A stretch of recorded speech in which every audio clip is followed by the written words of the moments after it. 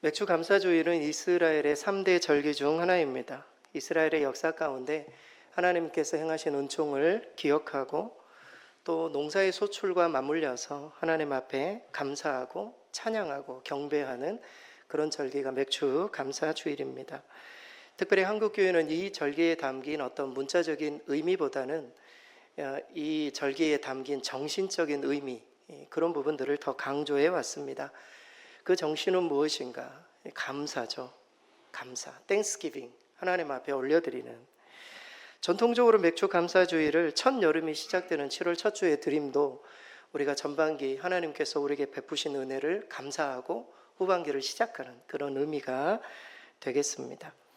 저는 이번 맥주 감사주일의 의미를 한 해의 딱 중간, 하프타임, 좀 쉬는 날, 좀 쉬기보다는 좀 생각하는 그런 절기, 생각하는 시간으로 저희가 삼고자 3주 기간 동안을 하프타임이라는 주제를 가지고 3주 동안 말씀을 좀 나누고자 합니다. 여러분, 하프타임 많이 들어보셨죠? 하프타임은 운동 경기를 좋아하는 사람들은 금방 아는 그런 내용입니다. 시간제 운동 경기에서 전반기, 전반 그리고 후반 사이에 있는 휴식 기간을 하프타임이라고 이야기를 하죠. 축구를 좋아하는 사람은 그 하프타임이 15분이라는 것을 알고 있을 것입니다. 그 15분을 우리가 어떻게 보내느냐에 따라 전반전에 만약에 지고 있었다면 후반전을 역전시킬 수 있는 그런 준비를 할 수 있는 그런 기간이기도 합니다. 하프타임이라는 이 단어를, 이 표현을 인생에 적용하신 분이 있으십니다. 그게 이제 그 경제학자, 미국의 경제학자였던 이 밥 버포드라는 사람이 하프타임이라는 책을 썼어요. 되게 오래된 책입니다. 근데 이 오래된 책이 아직도 많은 사람들에게 읽히고 이 책 내용을 기초로 수많은 책들이 쏟아져 나왔어요. 하프타임이 인생에 있어서 얼마나 중요한가. 운동 경기뿐만이 아니라 우리 인생에 있어서도 하프타임이 중요하다. 올해를 생각한다라면 올 한 해에 있어서도 중간 이 하프타임을 우리가 어떻게 보내느냐에 따라 전반기도 잘 마무리하고 후반기도 열매를 거둘 수 있는 것이죠. 우리 인생에 있어서도 하프타임이 필요하다는 것입니다. 인생의 40대 끝나고 50대가 출발하는 게 하프타임이 될 수도 있고, 인생이 조금 늦지막하게 60대가 돼서도 하프타임을 보낼 수가 있다는 겁니다. 왜냐하면 요즘은 90세, 더 넘어서는 100세까지도 사시는 그런 분들이시기 때문에 은퇴를 해도 기본적으로 20년, 30년 이상을 우리가 살아가야 되는 거죠. 하프타임을 우리가 잘 보내고 후반전을 어떻게 시작하는가, 이게 우리 인생에 있어서도 매우 중요하다. 이 책은 그 내용이 많이 담겨 있습니다. 특별히 그는 책에서 인생의 전반전을 성공을 추구하기 위해 인생을 살아왔다면 인생의 후반전은 의미를 추구하는 곳으로 나아가야 된다, 이렇게 말하면서 하프타임은 자신이 하나님 앞에서 자기 자신을 재평가하는 시간이다, 이 부분을 강조해주고 있습니다. 여러분, 우리 인생에 있어서도 우리 자신을 정말 재평가하는 그런 시간이 필요해요. 열심히 열정을 가지고 뛰어오기만 했지 우리가 무엇을 위해서 뛰어가는지 그 방향을 모를 때가 있지 않습니까? 그래서 하프타임이 참 중요하다. 2023년도 저도 목회를 하면서 열심히 뛰어오기는 했는데 중간에 이 시간들을 좀 잘 보내면서 후반기도 준비해야 된다. 이게 하프타임이 중요하다. 이 부분을 좀 강조해주고 있습니다. 케이르케고르가, 철학자죠. 케이르케고르가 이런 말을 했습니다. 중요한 것은 내 자신을 아는 것이다. 내 자신을 알고 하나님께서 내가 어떤 일을 하기를 진정으로 바라시는지 이것을 파악하는 것이고, 내가 무엇을 위해 살고 앞으로 죽어야 되는지 이것을 발견하는 것이다.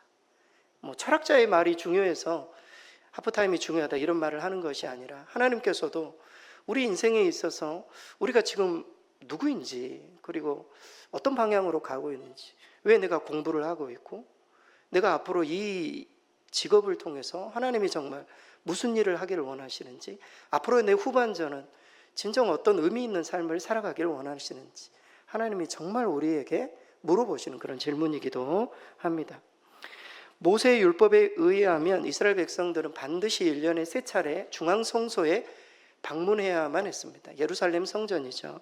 그런데 그때마다 그곳에서 기쁨의 잔치를 배설했어요. 어제 우리 결혼식이 있었지 않았습니까? 그런 것처럼 큰 기쁨의 잔치를 함께 누리기를 하나님이 명령하셨습니다. 인간적인 견지에서 보면은 아니 그 1년에 세 차례 한 번씩 모일 때에 많은 사람들이 항상 소출이 풍성했던 것도 아니고, 또 어떤 한 해는 굉장히 어려운, 그러니까 농사가 좀 어려운 그런 상황 속에서도 아무런 어떤 열매가 없는 사람들도 있었을 거란 말이죠. 그럼에도 불구하고 하나님은 1년에 반드시 세 차례 너희의 상황과 상관없이 중앙성소에 모여서 하나님 앞에 잔치를 배설해야 된다. 저는 이 의미를 어떤 의미로 해석하냐면 1년에 세 차례 반드시 쉬어라. 1년에 세 차례 반드시 하프타임을 가져야 된다. 1년에 세 차례 잠시 쉬면서 잠시 너희의 하던 일들을 다 내려놓고 너희가 열심히 지금 무엇을 위해서 뛰어가고 있는지 이 하프타임을 가져도 된다. 이런 말씀을 주시는 것으로 오늘 본문을 좀 해석해 보고 싶습니다. 오늘은 좀 그런 의미에 있어서 이 맥주 감사주일, 오늘뿐만이 아니라 이번 주, 또 다음 주, 또 길게는 다음 주까지 우리가 좀 많이 생각해 보는 그런 시간을 가졌으면 해요. 열심히 뛰어오고 있다면 앞으로 남은 시간을 무엇을 위해서 뛰어가야 되는지 하프타임이라는 주제를 가지고 좀 보겠습니다. 먼저 하나님께서는 이스라엘 이 절기를 지키면서 이스라엘 백성들이 좀 쉬면서 하나님이 허락하신 과거 그리고 현재의 은혜를 기억하기를 원하셨습니다. 하프타임을 가지면서 하나님이 전반기 동안에 우리에게 베푸신 은혜가 무엇인지 기억해 볼 필요가 있다라는 것입니다. 오늘 본문의 10절하고 12절 말씀 우리 스크린 보고 같이 한번 읽겠습니다. 내 하나님 여호와 앞에 77절을 지키되 내 하나님 여호와께서 내게 복을 주신 대로 내 힘을 헤아려 자원하는 예물을 드리고 12절 너는 애굽에서 종 되었던 것을 기억하고 이 규례를 지켜 행할지니라. 여러분 보통 성경에서 77절 그리고 또 오순절 그리고 또 맥주절 이게 다 같은 의미입니다. 시기로 보면은 물론 이제 그 내용에서 지키는 어떤 내용들은 조금 다를 수 있지만 딱 시기적으로는 같은 의미다 이렇게 생각하시면 되겠습니다. 그래서 오늘 77절을 맥주절 이렇게 동일시해도 되겠습니다. 하나님께서는 이 절기를 지키면서 이스라엘 백성들로 하여금 하나님께로부터 받은 과거 은혜 그리고 또 현재의 은혜에 대해서 되돌아볼 수 있기를, 그로 인해서 기뻐하고 감사하기를, 즐거워하기를 하나님이 요청하십니다. 또한 앞으로도 지금까지 그렇게 인도하신 하나님께서 우리 인생을 그렇게 책임져 주실 것을 소망하는 가운데 함께 기쁨의 잔치를 배설할 것임을 명령해 주고 있습니다. 특별히 오늘 본문 12절에 보면은 애굽에서 종되었던 과거를 기억해야 된다 이렇게 말해주고 있습니다. 이스라엘 백성들이 풍성한 소출도 중요하지만 너의 과거가 어떠했는지를 생각해 보라는 겁니다. 우리의 과거를 생각해 보라는 겁니다.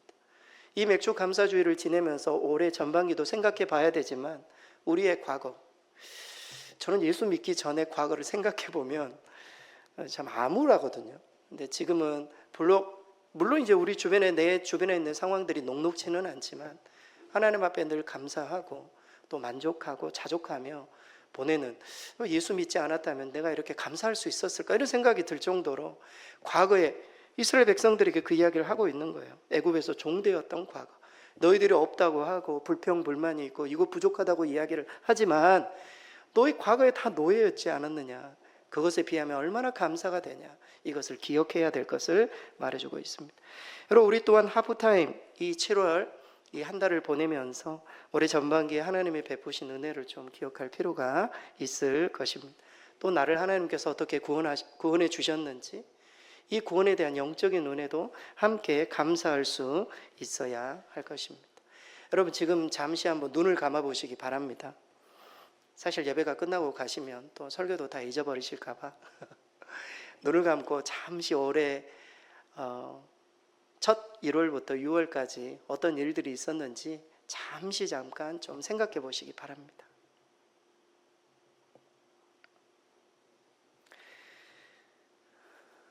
여러 일들이 있었고 많은 위경도 있었고 사실 어떤 분들은 죽을 뻔한 적도 있었고 많은 수술도 있었고 가정에 어려운 것도 있고 자녀들을 때문에 깊은 고민에 빠졌을 때도 있었지만 여기까지 인도하신 것 아니겠습니까?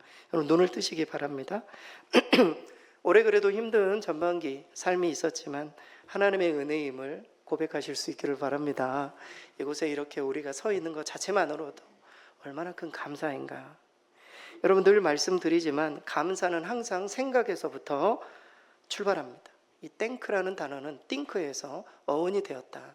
우리는 늘 생각해 볼 수 있어야 돼요. 생각하지 않으면 절대 감사할 수가 없기 때문입니다. 사도 바울은 서신서에서 이런 고백을 자주 드렸습니다. 나는 생각할 때마다 나의 하나님께 감사합니다.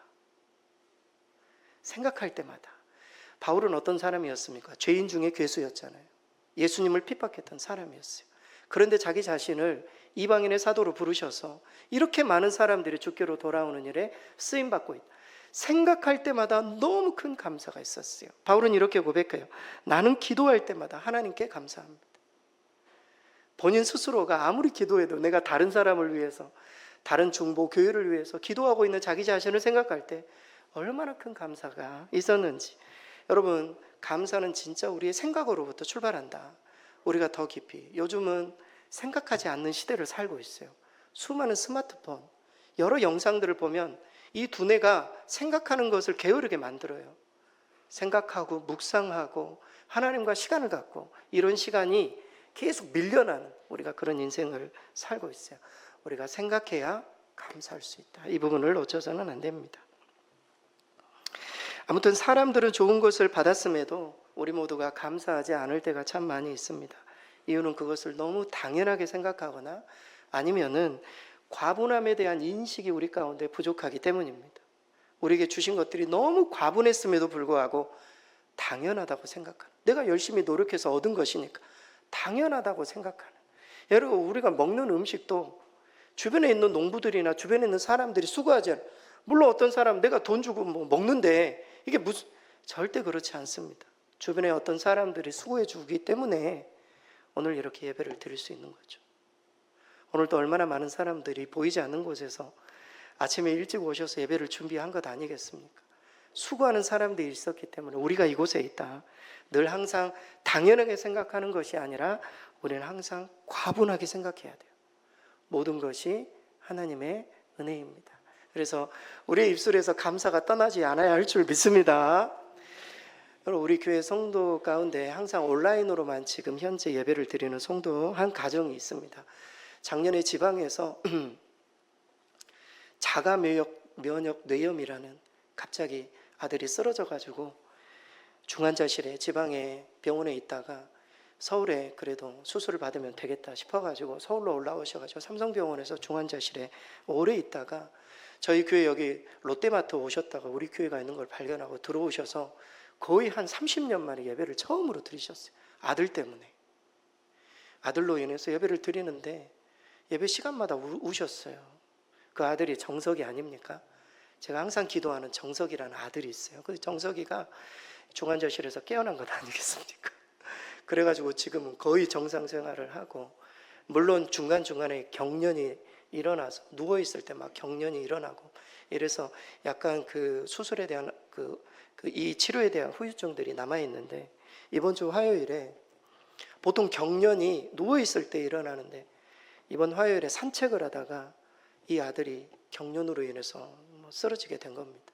앞에 이렇게 산책을 하러 아들이 이렇게 가다가 갑자기 경련이 일어나고 나무 토막처럼 그 자리에서 그대로 쓰러진 거죠.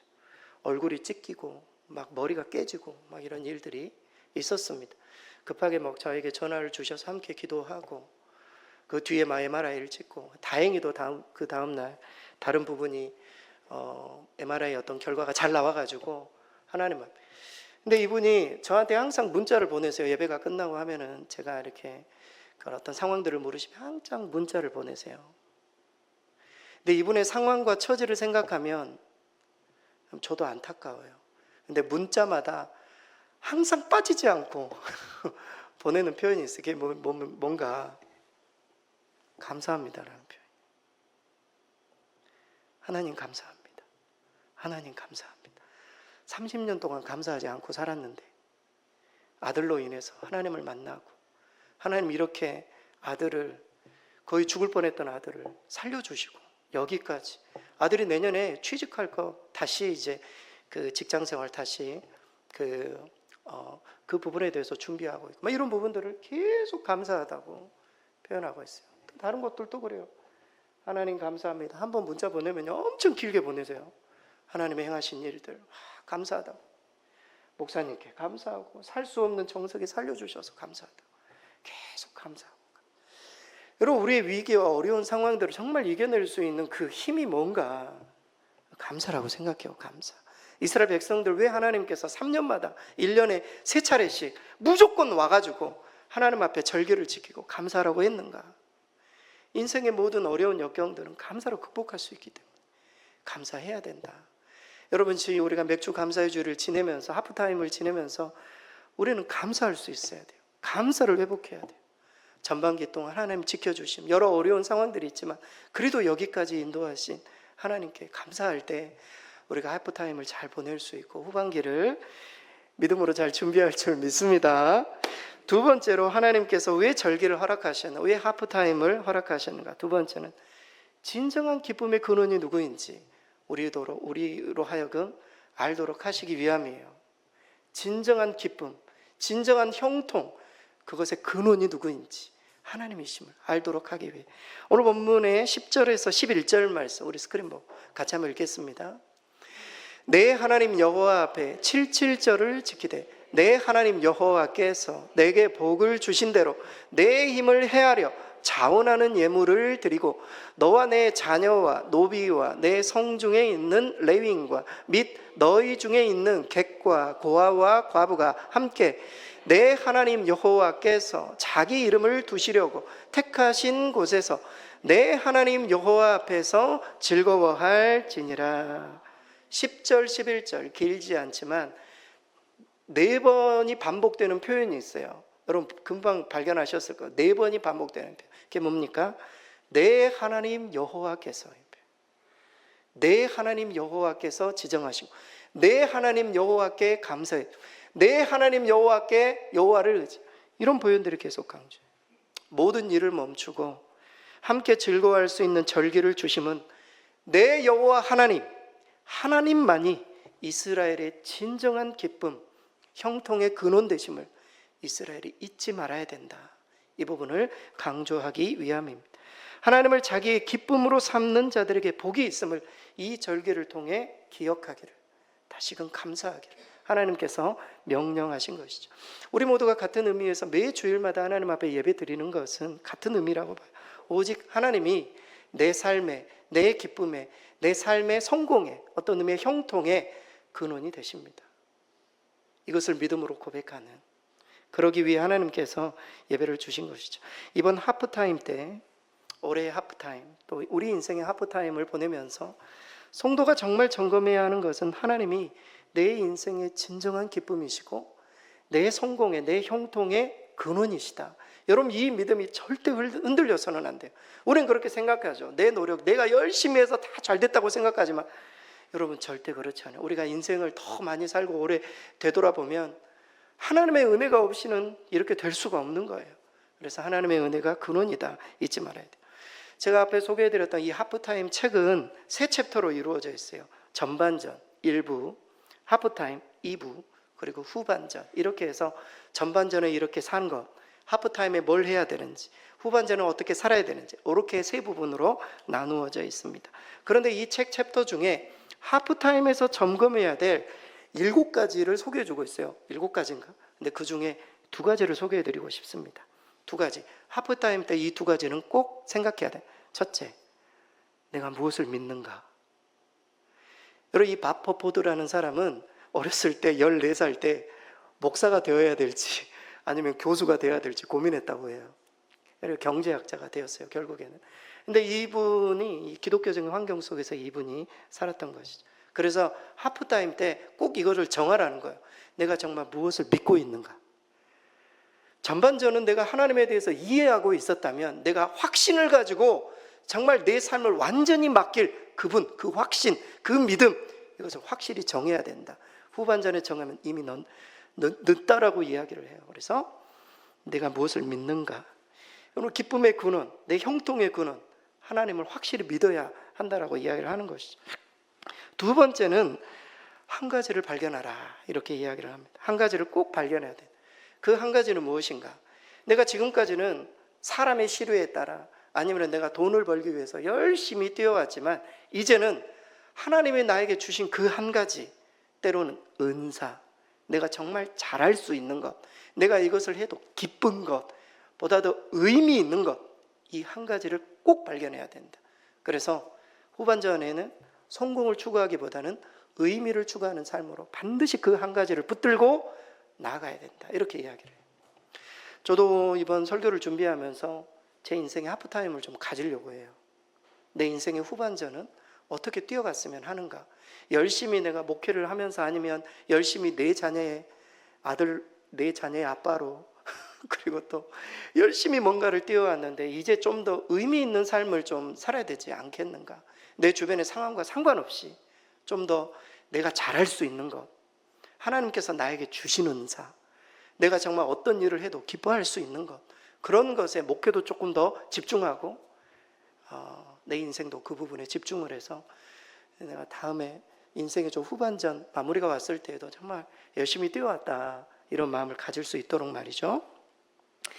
그래서 이 책에 보면은 바포포드가 이런 이야기를 합니다. 인생 후반전의 성공 비결은 직업을 바꾸는 것이 아니라 마음을 바꾸는 것이고 세상을 보는 시각을 정비하는 것이다, 이렇게 말하고 있습니다.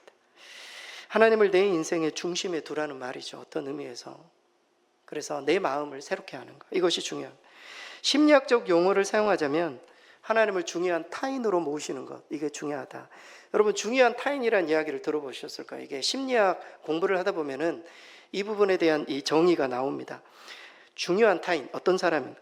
내가 나에 대해서 생각하는 의견 있지 않습니까? 내가 나에 대해서 생각하는 의견은 내가 가장 중요하게 생각하는 사람들이 나에 대해 생각하는 의견과 비례한다. 이게 중요한 타인의 어떤 정의예요. 어렸을 때 학생들은 친구들이 나에 대해서 어떻게 생각하는가, 이게 굉장히 중요해요. 그렇지 않습니까? 아주 어렸을 때는 부모님이 나를 어떻게 생각하는가, 젊은 청년이 되면은 다른 사람들 신경 안 쓰고 내 스스로가 나에 대해서 어떻게 생각하는가, 이렇게 생각이 바뀌죠. 연세가 더 드시면은 다른 사람 신경도 안 써요. 다른 사람이 뭐라고 하든 나는 내 인생을 살겠다, 이런 생각을 품을 때가 있지 않습니까? 중요한 것은 우리가 이 세상에 다른 사람 신경 안 쓰더라도 우리가 꼭 신경 써야 될 중요한 타인이 있다는 거예요. 누구입니까? 우리 하나님이세요. 믿음이라는 것은 어떤 의미에서는 하나님을 중요한 타인으로 세우는 거예요. 하나님이 나를 어떻게 생각하시는가, 하나님 앞에 나는 누구인가, 하나님이 나를 어떻게 평가하시는가, 이 부분들을 우리가 생각하면서 후반전을 준비할 때, 오늘 하나님께서 이스라엘 백성들을 하여금 이 절기를 통해 진정한 기쁨의 근원이 누구인지, 형통의 근원이 누구인지를 생각하고 하프타임을 보낼 것을 명하고 있습니다. 여러분도 그렇게 하프타임을 꼭 보내실 수 있기를 바랍니다. 마지막으로 하나님께서 이스라엘 절기 이 하프타임 허락하신 이유는 더불어 감사하고 나누기 위해서입니다. 하프타임을 정말 잘 보내려면 나만 생각하지 말고 주변에 어려운 사람들도 생각해야 된다는 거예요. 오늘 본문의 11절에서 12절 우리 마지막으로 함께 읽겠습니다. 너와 내 자녀와 노비와 내 성중에 있는 레위인과 및 너희 중에 있는 객과 고아와 과부가 함께 내 하나님 여호와께서 자기의 이름을 두시려고 택하신 곳에서 내 하나님 여호와 앞에서 즐거워할지어다. 너는 애굽에서 종되었던 것을 기억하고 이 규례를 지켜 행할지니라. 아멘. 하나님께서는 매 절기 때마다 이 기쁨을 자기 혼자만이 아니라 주변에 가난하고 불우한 이웃들과 함께 나누도록 이 절기를 허락하셨고 명령하셨습니다. 오늘 본문에 등장하는 객과 고아와 과부는 당시 사회적으로 너무나 소외되고 경제적으로 기반이 없었던 이스라엘의 3대 약자들이었습니다. 도와주지 않으면 살 수 없었던 그런 사람들이었죠. 백성들은 모든 축제 때에 결코 이들을 잊어서는 안 된다. 축제 때마다 이 사람들을 다 초대해서 함께 즐거워해. 왜냐하면 너희가 과거에 너희가 과거 애굽에서 노예였기 때문에 하나님이 주신 은혜를 기억하고 그 은혜를 많은 어려운 사람들에게 흘려보내야 우리 주님께서 명령하셨습니다. 하프타임 때에 자기 자신만을 생각하며 보내면 안 될 것입니다. 우리 인생에 나에게 도움을 줬던 사람들, 그리고 또 내 주변에 어려운 사람들, 그리고 함께 예배드리지 못하는 그런 병마에 시달리는 사람들, 여러 형편으로 어려운 사람들을 우리가 꼭 기억할 필요가 있는 것이죠. 하프타임의 저자였던 밥 버포드는 이런 이야기를 합니다. 최종적으로 뒤에 남기는 것이 인생의 전반전에 성취할 수 있었던 것보다 훨씬 더 중요하다, 이렇게 이야기를 합니다. 인생 전반전에 우리가 모든 것들을 행했을지라도 마지막 후반전, 뒤에 남을 수 있는 것, 그것이 훨씬 더 중요하기 때문에 후반전을 잘 준비해야 된다, 이런 이야기를 합니다. 그러면서 성공의 추구에서 의미를 찾기로 나아가야 함을 강조하죠. 좀 더 하나님 앞에 의미 있는 것이 무엇인지를 우리 모두가 생각하고 이제부터라도 보물을 하늘에 쌓아두는 그런 어떤 훈련들, 그런 방법들을 우리 모두도 고민해 보아야 할 것입니다. 전반전에는 믿음을 키우는 데 시간을 들였다면 후반전에는 그 믿음이 어떻게 선한 행실로 이어질 수 있는가, 이 부분을 우리는 생각해야 할 것입니다. 왜냐하면 행함이 없는 믿음은 죽은 것이기 때문입니다. 인생 전반전에는 내가 여유가 없으니까 하나님과 이웃을 섬기지 못했어, 이렇게 핑계가 될 수 있지만 후반전은 절대 그럴 수 없다라는 겁니다. 후반전은 언제 어떻게 우리 인생이 끝날지 모르기 때문입니다. 그래서 오늘 우리는 작전 타임을 부르고 오늘, 이번 주, 다음 주, 다음 주 올해 좀 열심히 뛰어오셨는데 인생 후반전, 올 한 해 후반전을 어떻게 살아야 할까? 또 인생의 50대까지 열심히 40대 50대까지 뛰어왔다면 내 인생의 후반전은 어떻게 의미 있는 삶을 살 수 있을까? 좀 시간을 정해놓고 올 한 해, 이번 여름에는 인생의 하프타임을 좀 가져보실 수 있기를 바랍니다. 이번 주, 다음 주, 다음 주 이 하프타임 주제를 가지고 더 많이 생각해보고 우리 자신도 준비해보고, 그렇게 해서 하나님이 정말 원하시는 의미 있는 후반전을 시작하시는 저와 여러분 되실 수 있기를 바랍니다.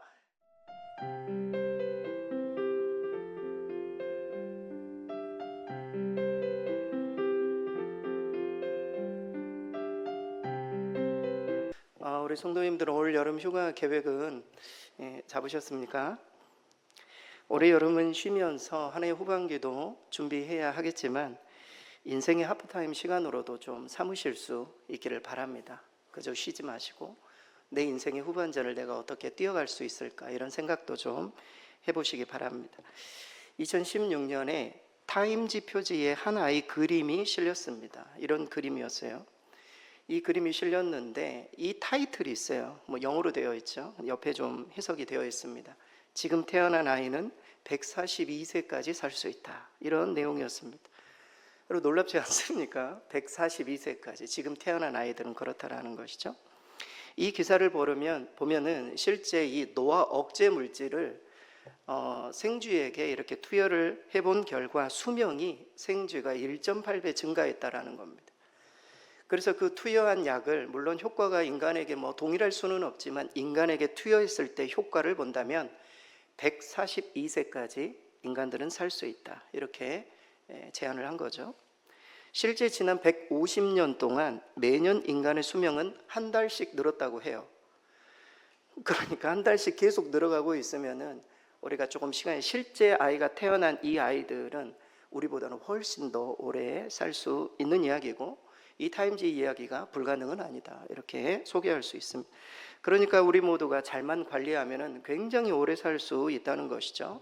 우리 옆 사람에게 한번 이렇게 말하시기 바랍니다. 축하드립니다. 엄청나게 오래 사실 수 있다는 겁니다. 지금보다 저도 이제 50이 넘었는데요, 100년을 더 산다는 것 아닙니까? 놀라운 거죠. 이게 재앙일지 축복일지 그건 잘 모르겠어요. 예전에 인생을 소개할 때에는 20, 30, 20이라는 말이 통용되었습니다. 이게 무슨 의미일까요? 20, 30, 20. 이 말은 20년을 준비하고 30년을 일하고 그리고 20년을 더 산다, 이런 표현이었어요. 20, 30, 20. 근데 근래 이 말이 달라졌죠. 30, 20, 50으로 달라졌습니다. 30, 20, 50. 무슨 말입니까? 30년을 준비하고 그리고 20년 일하고 50년을 더 산다는 겁니다. 실제로 그래요. 그리고 대학을 졸업하고 실제 뭔가를 해야 할 수 있는 그런 나이가 되면 한 30살 정도, 대학원까지 졸업하면, 저도 뭐 대학원까지 나오고 하면은 거의 30세 넘어서, 그러니까 진짜 30년을 준비하고 20년 바짝 일하고 빨리 은퇴해서 50년을 더 길게 사는 그런 인생, 우리 모두가 사는 것이죠. 그래서 칼 융이라는 심리학자가 이런 말을 했습니다. 인생의 전반전을 준비하기 위해 소중의 대학 과정을 이수하듯이 후반전을 준비하기 위한 대학 과정도 우리에게 필요하다. 너무 적절한 표현 아닙니까? 인생이 그만큼 우리에게 길어졌기 때문입니다. 따라서 은퇴 이후에도 아무런 일을 우리 모두가 하고 있지 않다면 그분은 인생을 모르는 거예요. 은퇴의 시간이 되게 빨리 오잖아요. 65세, 70세 이렇게 은퇴를 해도 다들 젊으시잖아요. 은퇴 이후에 아무것도 안 하고 있으면 사실 인생을 모르는 것이죠. 그런 분에게 있어서 하프타임은 너무 중요한 시간이에요. 이 하프타임을 보내면서 이후에 어떻게 내가 준비를 해야 되나. 여러분, 축구에서의 하프타임 시간은 전후반 40분, 그 중간에 있는 중간 15분, 딱 한 번 하프타임이 있는 것이죠. 그러나 농구는 그렇지 않습니다. 농구는 쿼터제로 운행하기 때문에 하프타임, 그러니까 작전 타임이 4번 정도 농구에는 등장을 합니다. 인생으로 이 쿼터제, 이 하프타임을 인생으로 생각을 한다면 하프타임이 4번 정도 우리에게 찾아온다는 것이죠. 언제 찾아옵니까? 청소년기에 한 번. 내가 어떻게 하프타임을 보내면서 인생을 준비할 수 있을까? 청소년기에 한 번, 그리고 청년기에도 여러 가지 고난과 어려움을 겪으면서 내 후반처럼 다르게 뛰어야 되겠다, 이런 생각들. 그리고 중년기, 그리고 장년기죠, 이제 노년기, 이렇게 4번 정도가 올 수 있다, 이렇게 생각해 볼 수 있습니다. 여기 4번의 시기 중에 여러분은 어떤 시기에 있는지 모르겠어요. 하지만 중요한 것은 우리 모두가 다 하프타임이 필요하다라는 사실이죠. 은퇴 후 6만 시간이라는 책이 있습니다. 많은 사람들에게 읽혔던 책이에요. 은퇴 이후에 우리에게 은퇴 후 8만 시간, 우리에게 8만 시간이라는 엄청난 시간이 우리에게 주어진다는 것이고, 은퇴를 60살에 은퇴를 하면은 앞으로 30년, 40년, 한 8만 시간이 우리에게 주어지는데, 이 8만 시간을 어떻게 보내느냐 하는 것은 하프타임, 우리가 쉬면서 정말 중요한 의미 있는 시간을 보내면서 이것을 준비하지 않으면 8만 시간이 다 낭비될 수 있고 그저 보내는 시간이 될 수밖에 없다, 이 책은 이야기를 합니다. 실제 후반전에, 여러분 운동 경기를 해보신 분 아실 거예요. 실제 후반전에 좋은 경기를 하기 위해서는 하프타임, 이 작전 타임 시간에 감독의 말을 잘 듣고 어떻게 해야 되는지 전략을 다시 짜고, 이게 너무나도 중요하기 때문에 하프타임이 중요하다, 다시 한번 강조드리고 싶습니다.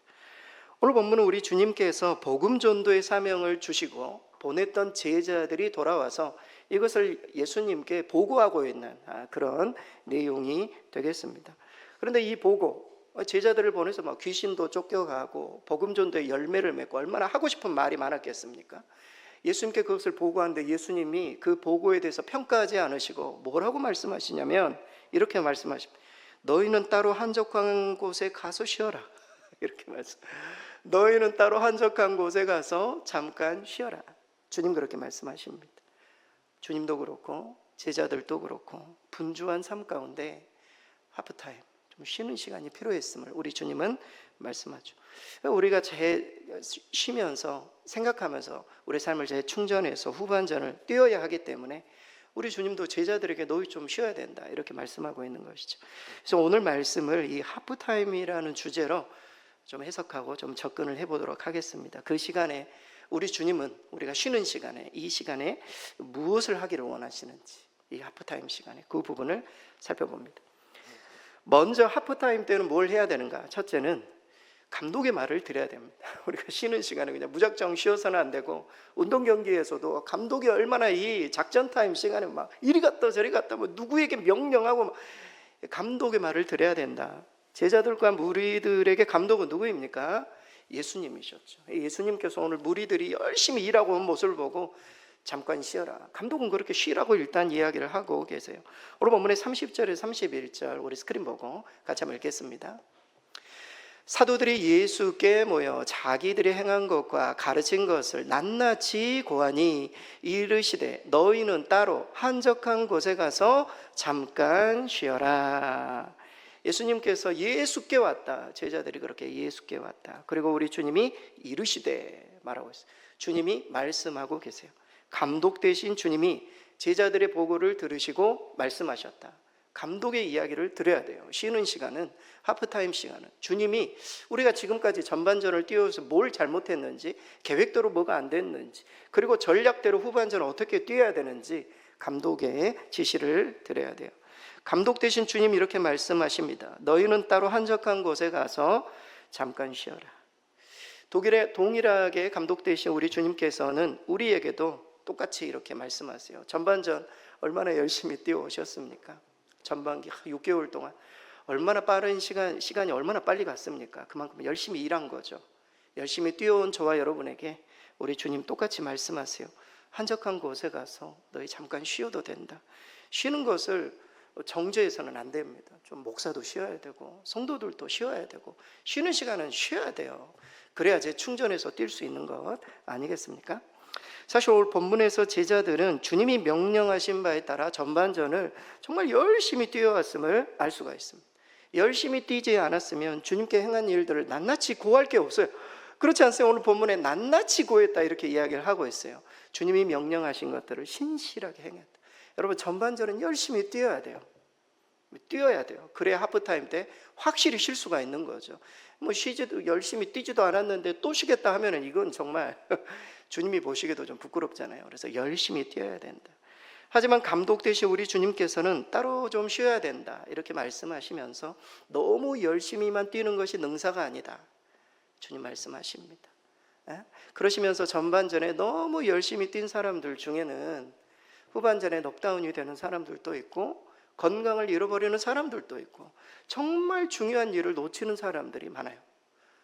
인생의 성공을 위해서 열심히 뛰다가 정말 중요한 걸 놓치는 사람들이 건강도 잃고 가족의 관계도 무너지고 부부관계도 어려워지고 이런 사람들이 생각보다 많습니다. 우리나라에 정말 많아요.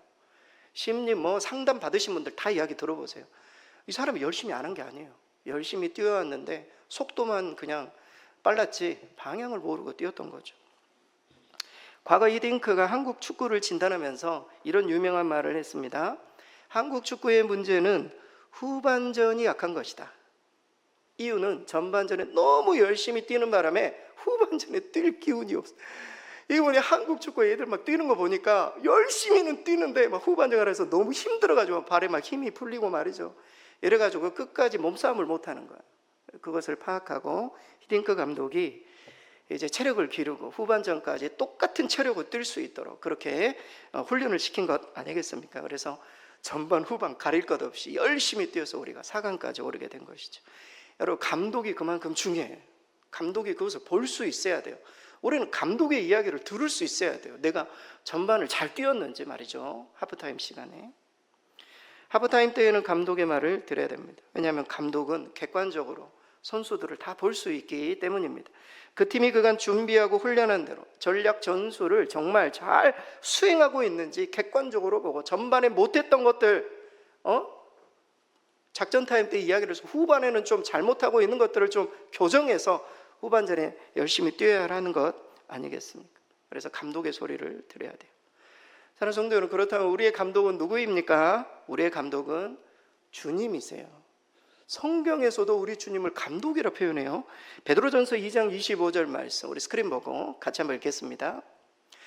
너희가 전에는 양과 같이 길을 잃었더니 이제는 너희 영혼의 목자와 감독 되신 이에게 돌아왔느니라. 물론 여기서 말하는 감독은 코치는 아니에요. 우리가 말하는 운동 경기의 코치는 아니지만 여기에서 감독은 overseer, 우리 위에서 보고 있는 분, 감독하시는 분, 이 감독자 우리 주님이시다. 성경은 그렇게 말하고 있어요. 우리 감독 되신 주님이 작전 타임 시간에 우리의 전반전을 정말 평가하신다면 우리에게 뭐라고 하실까요? 열심히 뛰어오셨잖아요. 저도 50년을 열심히 뛰어왔는데 주님을 딱 만나면 이 감독 하프타임 때 뭐라고 하실까요? 김 목사 내가 이렇게 하라고 했는데 왜 이렇게 하고 있어? 뭐라고 말씀하시지 않을까요? 그리고 후반전은 좀 이렇게 해야 돼. 그러면서 말씀을 주시지 않겠습니까? 여러분, 전반전 열심히 뛰어왔지만 우리 주님이 감독적인 주님이 우리가 후반전에 무엇에 집중하기를 원하시는지 우리가 이것을 들을 수 있어야 됩니다. 이제부터라도 지난주에 말씀 전했던 것처럼 전반전에는 성공을 위해서 막 열심히 뛰어왔다면 후반전에는 좀 더 의미 있는 일들, 좀 방향, 가치 있는 일들, 이런 부분에 우리의 시간을 드려야 돼요. 왜냐하면 그렇지 않으면 우리는 후회할 수가 있어요. 제가 하프타임 설교를 준비하다가 한 강연을 들었어요. 이 강연은 박호근 박사가, 우리나라에 그래도 하프타임에 그 강연을 하시는 분이시더라고, 박호근 박사. 근데 이분에게 어떤 분이 찾아오셔가지고 이런 고민을 말했대요. 돈이 많아 걱정입니다. 여러분, 우리 돈이 없어 걱정이잖아요. 근데 이분 어떤 분이 오셔가지고 돈이 많아 걱정이라고 이야기를 하는 거예요. 그래서 왜 그러시냐고 그랬더니 아들 때문에 너무 힘들다. 아들이 이제 커가지고 어느 날 아버지한테 이렇게 말해, 자기에게 이렇게 말했대요. 아버지, 언제 돌아가실 건가요? 여러분, 자녀 우리가 부유하고 뭐 열심히 뛰어오고 돈 많고 물론 자랑거리가 될 수 있어요. 근데 자녀들은요, 부모님 언제 돌아가시나, 그래야 저 돈이 내 돈이 될 텐데. 여러분, 다 강남에 사시잖아요. 아파트 한 채씩 있으시면 거의 뭐 20억, 30억. 자녀들은 그거 보고 있단 말이에요. 모든 자녀들이 그렇지는 않겠지만 이 이야기를 듣고 아버지가 너무 충격을 받아가지고 제가 인생을 헛살았다고, 그 이야기를 듣고 자식 뭐 돈 안 주겠다 해가지고 자식도 잃어버리고 돈도 잃어버리고, 엄청 전반전을 우리가 열심히 뛰어왔는데 방향이 없는 거예요. 어떤 의미, 가치 막 이런 것들을 오직 성공, 오직 자식 막 이렇게 뛰어오다가 이제 마지막에 갑자기 붕 뜬 그런 삶이 될 수가 있단 말이죠. 여러분, 하프타임을 보내시면 반드시 감독의 말을 들어야 돼요. 내가 열심히 잘 뛰어오고 있는가, 내 방향은 제대로인가, 이걸 들을 줄 알아야 돼요. 두 번째, 하프타임 때에는 두 번째로 잠깐 쉬면서 준비해야 돼요. 쉬기만 해서는 안 돼요. 하프타임에 어떤 분은 길어져 가지고 2년, 10년, 20년 이렇게 계속 쉬기만 하는 분들, 여행만 다니시는 분들이, 그럼 절대 안 돼요. 쉬면서 우린 준비해야 돼요. 주님께서는 제자들에게 분주한 장소를 떠나 한적한 곳으로 가서 쉬면서 재충전하고 준비해야 된다. 주님 그렇게 말씀하십니다. 오늘 본문의 31절에서 33절 우리 스크린 보고 같이 한번 읽겠습니다. 이르시되 너희는 따로 한적한 곳에 가서 잠깐 쉬어라 하시니 이는 오고 가는 사람이 많아 음식 먹을 겨를도 없음이라. 이에 배를 타고 따로 한적한 곳에 갈새 그들이 가는 것을 보고 많은 사람이 그들인 줄 안지라. 따로 한적한 곳에 가서 쉬어라. 여러분, 여기서 이 쉬어라라는 헬라어 표현은요, 아나파우사스테라는 표현이에요. 이 표현은 충분히 휴식을 취해라, 그런 말이에요. 잠깐 쉬어라지만 실제로는 충분히 휴식을 취해야 된다. 그리고 새로운 원기를 회복할 때까지 쉬어야 된다, 이런 표현입니다. 당시 예수님의 사역이 너무나 분주했기 때문에 음식 먹을 겨를도 없었다. 성경 그렇게 말합니다. 이것을 감안할 때 정말 충분히 휴식하기를 원하셨던 그 주님의 마음을 우리는 금방 느낄 수가 있습니다. 여러분, 우리가 살면서 꼭 기억해야 될 명제가 있어요. 특별히 그리스도인이라면 꼭 기억해야 될 명제, 그것은 무엇인가? 우리는 안식을 위해 존재한다라는 거예요. 여러분, 우리는 안식을 위해 존재해요. 여러분, 우리는 영원한 안식을 향해 가고 있어요. 우리의 목표는 안식이에요. 그래서 일이 목표가 아니란 말이죠. 여러분, 세상 사람들은요, 일을 위해서 사는 사람들이 실제 있어요. 오늘도 출근한 사람들이 있을 거예요. 왜냐하면 그 일이, 물론 이제 다른 이유로 출근하시는 분들도 있지만 일요일을 더 열심히 해서 그 일이 중심이기 때문에 그렇단 말이죠. 그러나 그리스도인들은 그래서는 안 됩니다. 사실 그리스도인들은 안식을 위해 일주일을 사는 사람들이에요. 오늘 주일을 위해서 일주일을 사는 사람들, 일주일을 열심히 일해서 주일만큼은 온전하게 하나님께 드리는, 그래서 성도들은 기본적으로 우리 모두는 안식을 위해 준비한다, 이런 개념이 이렇게 딱 있어야 돼요. 쉬는 것, 안식하는 것이 참 중요해요. 우리 주님께서도 오늘 쉬어라, 엿새 동안 세상을 창조하신 우리 주님께서는 마지막 날 안식하셨잖아요. 이게 하나님의 어떤 원리란 말이죠. 제가 지난주에 소개해드렸던 하프타임이라는 책에는 이런 표현이, 재미있는 표현이 등장합니다. 제가 좀 읽어드리겠습니다. 대부분의 사람들이 전반전에서 저지르는 최대의 실수는 정말 중요한 일들에 충분한 시간을 들이지 않는다는 거예요. 그래서 후반전을 망친다라는 거예요. 근데 여러분, 우리도 그렇지 않습니까? 전반전에 정말 열심히 뛰는데 정말 중요한 어떤 가치들, 의미 있는 것들에 시간을 온전하게 투자하지 못하고 어떤 의미에서 좀 위에 이렇게 내 삶을 보면 그렇게 중요하지 않은 일임에도 불구하고 정말 그것에 엄청난 시간을 들이는, 가끔 제 자녀들도 보면 게임하는데 너무 많아요. 물론 그게 아이들에게는 의미가 있겠죠. 그러나 하나님이 보시기에는 그렇지 않잖아요. 그래서 엄청나게 많은 시간을 투자하는, 여러분, 우리에게 정말 중요한 시간은 오늘 이와 같은 시간이에요. 쉼의 시간, 안식의 시간, 그리고 하나님을 위한 시간. 이런 시간들이 정말 중요해요. 생각해보면 우리가 하나님의 나라에 가면은 우리 나를 하나님이 계수할 거란 말이에요. 근데 우리가 세상을 위해서 살아갔던 삶은 계수되지 않아요. 사실은 내가 주를 위해서 내 시간과 열정과 내가 뭘 드렸나, 하나님 그거를 잘 체크해 보시지 않겠습니까? 우리가 주를 위해서. 여러분, 그렇다면 우리가 잠깐 쉬면서 무엇을 준비해야 되는가? 앞서 소개해드렸던 것처럼 가치 있는 일, 의미 있는 일들, 이런 부분들을 우리가 생각하고 준비해야 돼요. 여러분, 은퇴라는 단어 아시죠? 은퇴라는 단어는 retire라는 단어, retire, 무슨 말입니까? 타이어를 새로 갈다, 이런 뜻이죠.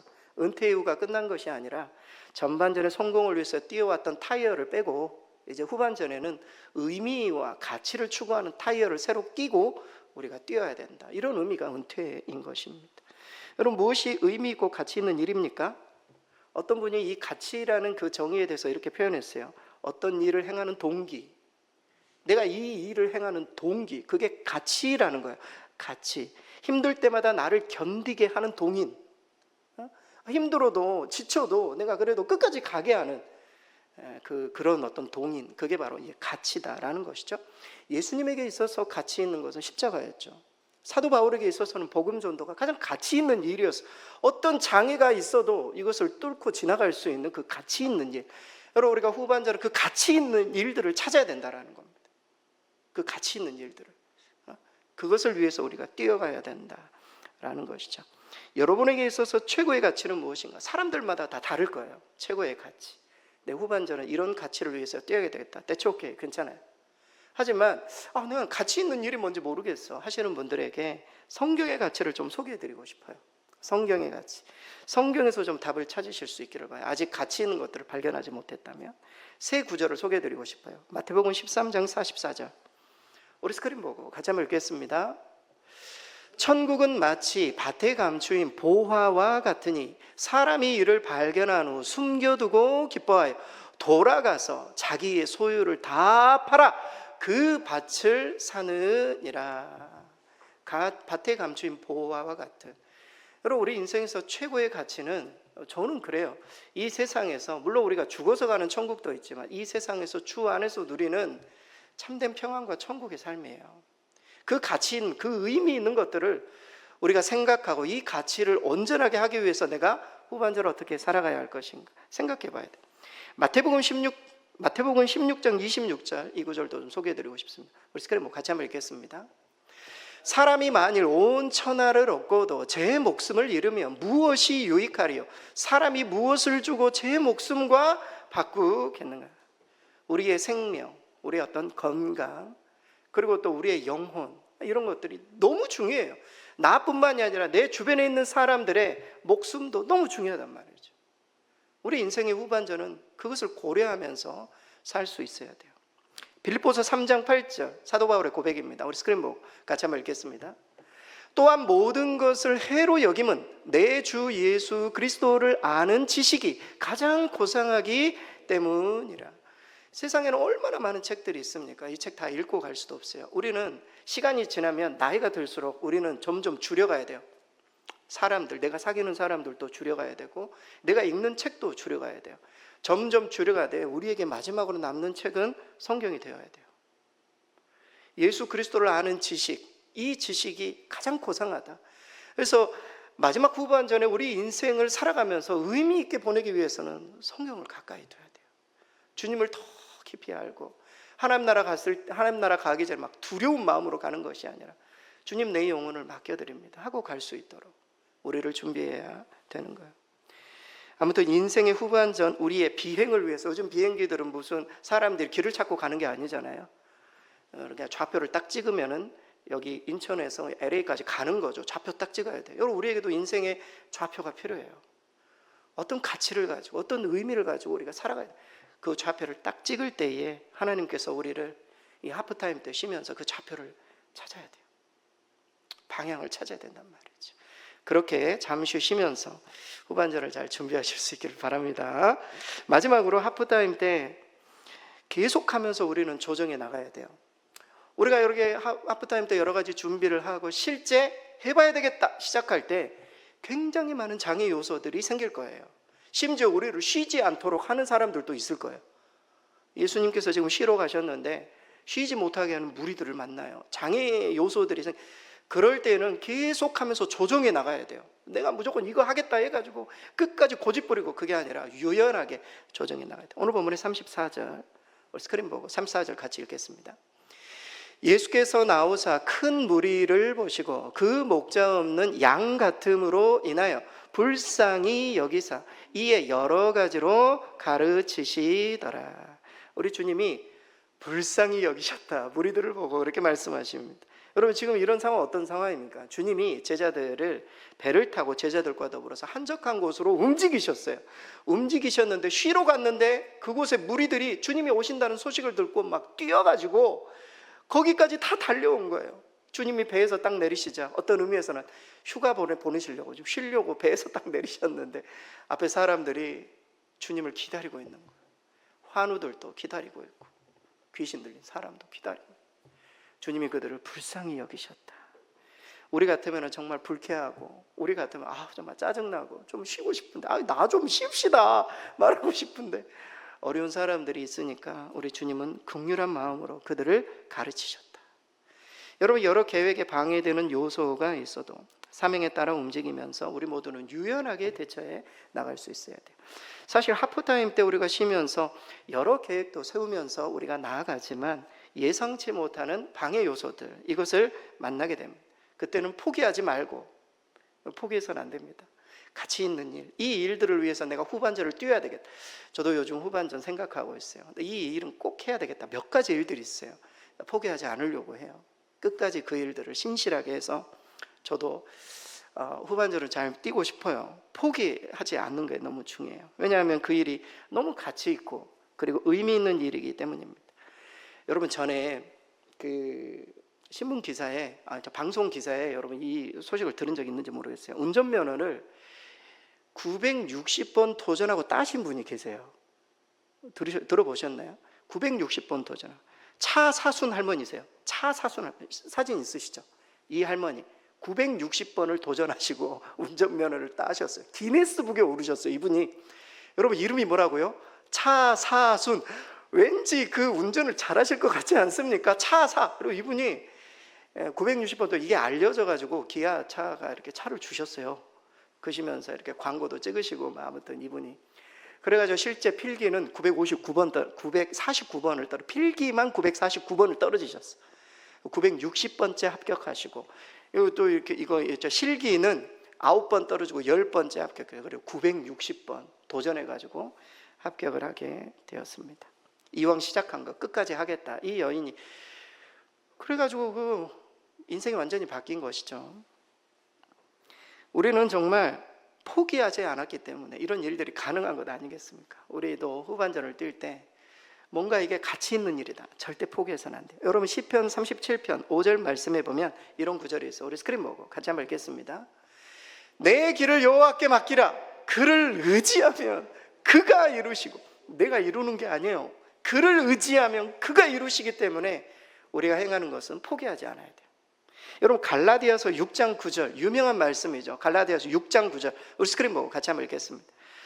우리가 선을 행하되 낙심하지 말지니 포기하지 아니하면 때가 이름에 거두리라. 우리가 여러 일들을 하면서 낙심하는 일들이 생겨요. 특별히 나이가 들면 더 생겨요.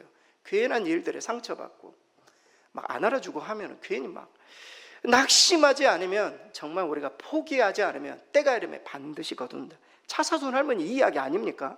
포기하지 않으니까 끝까지 말이죠.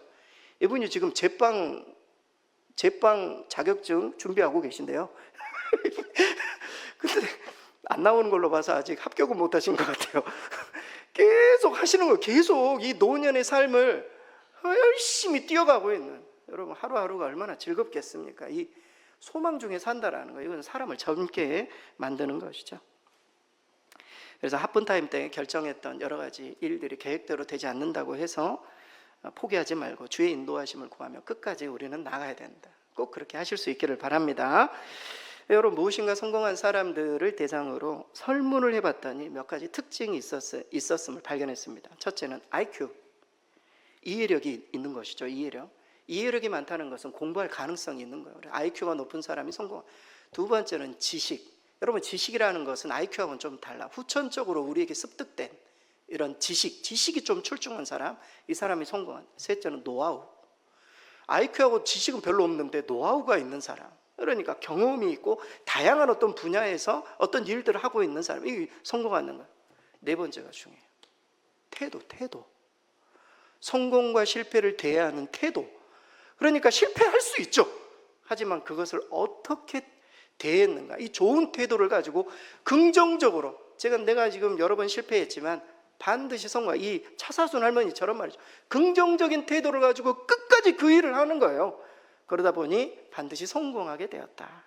이렇게 이야기를 하고 있습니다. 사랑하는 성도 여러분, 우리 모두는 포기하지 말고 하나님께서 우리에게 주신 그 의미 있는 일을 우리가 붙들고 우리가 신실하게 좋은 태도, 긍정적인 태도로 나아갈 때 하나님이 반드시 우리를 좋은 곳으로 인도하실 줄 믿습니다. 아무튼 인생 전반전, 후반전 모두를 우리 모두가 성공적으로 보내기 위해서는 중간중간 하프타임을 가져야 된다. 하프타임을 가져야. 여러분, 마지막으로 설교를 마무리하기 위해 좀 묻고 싶습니다. 여러분, 행복하십니까? 우리 권사님 오늘 기도하실 때 우리가 행복하기를 기도하셨는데 여러분, 행복하셨습니까? 행복하시냐고요? 행복. 어떤 분이 행복에 대해서 이렇게 정의했어요. 행복과 불행의 정의, 이렇게 정의했어요. 행복은 과거를 잘 보낸 시간의 보상이고 불행은 잘못 보낸 시간의 보복이다. 하프타임 때 우리가 어떤 시간을 보냈느냐에 따라 미래의 행복이 우리에게 주어질 수 있는 것입니다. 성공은 무엇입니까? 이렇게 정의했어요. 성공은 대박이 아니라 누적이다. 성공이라는 게 뭐 갑자기 우리에게 대박 치는 것처럼 나타나는 것처럼은 절대 그러지 않아요. 우리 인생에 어떤 열심히 준비하고 해왔던 모든 누적들이 이루어져서 어느 날 대박과 같은 일들이 우리에게 닥치는 것이지, 정말 몇몇 사람들에게 로또와 같이 대박이 일어나기는 하지만 절대 그렇지 않다. 열심히 우리가 그 시간을 보내는 그 결과가 미래이다. 이렇게 말씀하고 있습니다. 아무튼 오늘 하루 나에게 주어진 하프타임 어떻게 보내느냐에 따라 미래의 복이 우리에게 달려있음을 성경은 말합니다. 결론입니다. 하나님이 허락하신 작전 타임에 우리는 무엇을 해야 되는가? 다른 것 좀 기억 못하더라도 세 가지 꼭 기억하셔야 돼요. 첫째, 감독의 말을 자세히 듣자. 감독의 말을 꼭 들으셔야 돼요. 감독이 원하는 삶의 방식으로 우리의 삶을 재조정할 필요가 있습니다. 두 번째, 잠깐 쉬면서 준비를 해야 돼요. 보다 가치 있고 의미 있는 일들을 우리 모두가 발견할 수 있도록. 마지막 세 번째, 계속 해가면서 조정해 나가자. 우리가 계획하고 했던 것들이, 방해 요소들이 우리 가운데 닥쳐올 때 좋은 태도로 이것을 이겨나갈 때에 비로소 하프타임을 잘 보내, 정말 미래가 하나님께서 우리에게 참 주시기를 원하시는 그 후반전, 반드시 이 자리 가운데 있는 우리 모든 분들 경험하실 수 있게 되기를 바랍니다.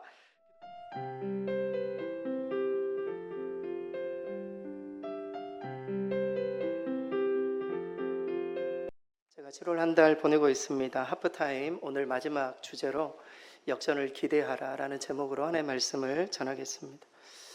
장마가 참 길어지고 있습니다. 안전에 우리 모든 성도들도 각별히 유의하시고, 침수와 사고로 인해서 또 피해를 당한 성도들, 또 가족들, 이웃들을 위해서도 함께 기도해 주시기 바랍니다. 7월 올해의 중간에 저희가 하프타임을 보내면서 그냥 하프타임만 보내지 말고 올해 인생의 하프타임도 좀 생각해 볼 수 있는 그런 시간을 갖고 있습니다. 이번 기간을 통해 우리 성도들 꼭 후반전을 준비하실 수 있기를 바랍니다. 이번 기회, 이런 기회들이 자주 오는 게 아니잖아요. 3주간 동안 이미 다 지났지만 인생의 하프타임을 좀 생각해 보고 후반전을 준비 꼭 이번 기회에 하실 수 있기를 바랍니다. 지금은 고인이 되셨지만 전국 노래자랑 MC 다 아시죠? 송혜 선생님을 모두 아실 것입니다. 그분이 사람들에게 참 인기가 많았죠. 특별히 여성들에게 그렇게 인기가 많았다고 합니다. 이유는 두 가지인데요. 첫째는 식사를 항상 밖에서 한다는 겁니다. 집에서 하면은 이게 지금 아내가 다 식사를 준비를 해야 되잖아요. 근데 이분은 돌아가실 때까지 거의 밖에서 식사를 하시고 항상 바쁘셨기 때문에, 그래서 아내에게 그렇게 인기가 있었다고 하고, 두 번째는 돌아가실 때까지 돈을 버셨다라는 겁니다. 95세에 돌아가셨어요. 그때까지 전국 방방곡곡 돌아다니면서 계속 수입이 있어서 그 가족들에게도 도움이 됐고 많은 사람들에게도 인기가 있었다. 송혜 선생님만큼 살면 되겠다, 이런 생각들을 다 품었다라는 것이죠. 사랑하는 성도 여러분, 가능한 식사는 밖에서 해결을 하고 돈을 버실 때까지 꼭 버실 수 있기를 바랍니다. 다른 사람들에게 인기가 있다. 여러분, 그러기 위해서는 우리가 하프타임을 잘 준비해야 할 줄 믿습니다. 인생의 후반전을 어떻게 보낼 것인가 하프타임에 달려있다. 꼭 기억해야 돼요. 여러분, 에베소서 5장 15절에서 16절에 보면 이런 아주 중요한 구절이 있습니다. 우리 같이 한번 읽겠습니다. 그런즉 너희가 어떻게 행할지를 자세히 주의하여 지혜 없는 자같이 하지 말고 오직 지혜 있는 자같이 하여 세월을 아끼라. 때가 악하니라. 어떻게 행할지를 자세히 주의하는 것 너무 중요해요. 세월을 아끼는 지혜이자 악한 세상을 우리가 승리할 수 있는 그런 비결이기도 합니다. 세월을 아끼고 지혜 있는 자같이 살기 위해서는 후반전을 잘 보내야 돼요. 그리고 이 하프타임을 잘 준비해야 돼요. 그렇게 해야 지혜 있는 자가 될 수 있다. 제가 이번에 우리 학생부 수련회를 준비하다가 시간들도 잘 안 맞고 해서 이번에 섬티아고 순례길을 기획하게 되었습니다. 혹시 들어보셨나요? 산티아고는 들어보셨을 거예요. 근데 산티아고가 너무 멀고 돈도 많이 들고, 그래서 우리나라에 섬티아고가 있다고 합니다. 신안에 여러 섬들 연결해 가지고 12사도의 집들을 지어 놓았어요. 그래서 거기 순례길을 이렇게 행하면서 또 개인적으로 묵상하고 또 인생의 전반전도 돌아보고, 그래서 우리 아이들을 데리고, 우리 중고등부 아이들을 데리고 여기를 기획하고 있습니다. 보내려고 하는 1차적인 이유는 인생의 올해의 전반전을 너희가 열심히 뛰어왔는데 중간 순례를 하면서 올해의 후반전을 어떻게 살아가야 할지 우리가 함께 고민해보자, 이런 생각으로 이것을 준비하게 됐습니다. 말 그대로 올해 역전을 위해서 이번 수련회가 있는 것이죠. 여러분, 우리가 하프타임을 어떻게 보내느냐에 따라 우리 인생의 역전 또한 가능함을 성경은 말해주고 있습니다. 여러분, 성경은 역전에 대한 이야기로 가득 채워져 있어요. 이를 성경은 역설이다, 이렇게 표현하죠. 성경은 역설들로 정말 가득 채워져 있습니다. 예를 들어서 우리는 약할 때 강하죠. 역설입니다. 목숨을 잃을 때 얻게 될 수 있음을 성경은 말합니다. 그리스도의 종이 됨으로 인해서 우리는 완전한 자유를 얻을 수 있음을 성경은 이야기를 하죠. 내 자신을 낮출 때에 우리는 높아집니다. 우리가 가난하지만 부유할 수 있음을 성경은 이야기를 해요. 성경은 역설로 가득 채워져 있고 인생 역전이 가능하다, 이 이야기로 말해주고 있습니다. 그러나 정말 성경 내용 중에 역설 중에 역설 한 구절을 뽑으라 하면 저는 오늘 본문을 꼽고 싶어요. 오늘 본문의 10절 말씀이죠. 30절 말씀이죠. 우리 스크린 보고 같이 한번 읽겠습니다. 그러나 먼저 된 자로서 나중되고 나중된 자로서 먼저 될 자가 많으니라. 성경의 이야기예요. 인생의 역전이 가능하다. 먼저 된 자가 나중이 될 수 있고 나중된 자가 먼저 될 수 있고, 인생의 전반전을 잘 뛰었다고 후반전 또한 잘 뛴다는 보장이 없다. 인생의 전반전을 비록 실패했지만 후반전은 잘 뛸 수 있다. 그래서 역전이 가능하다. 성경 그렇게 이야기를 해주고 있습니다. 그렇기 때문에 하프타임이 중요해요. 하프타임에 우리가 무엇을 계획하고 준비하느냐에 따라 인생 전반전은 힘들었지만 후반전은 의미 있게 하나님 앞에 역전이 가능함을 성경은 말하죠. 그렇다면 이 후반 역전을 기대하려면 하프타임 때 우리가 무엇을 해야 되는가, 오늘 말씀을 통해서 세 가지 좀 제안을 드리고 싶습니다. 여러분, 보통 인생을 등산에 비유하시는 분들이 참 많지 않습니까? 여러분, 그런데 성공적인 등산, 여러분 등산 많이 해보셨죠? 성공적인 등산은 산에 오르는 것만이 등산이 아니에요. 하산을 잘해야 돼요. 여러분, 우리가 등산할 때 사람들이 많이 다칩니다. 언제 다치는가? 올라갈 때는 많이 다치지 않아요. 내려올 때 다쳐요. 긴장이 다 풀려가지고. 여러분, 인생의 전반전은 열심히 뛰어왔어요. 정상에 올랐죠. 어느 정도 우리가 원하는 곳에 올랐을지 몰라요. 하산이 중요해요.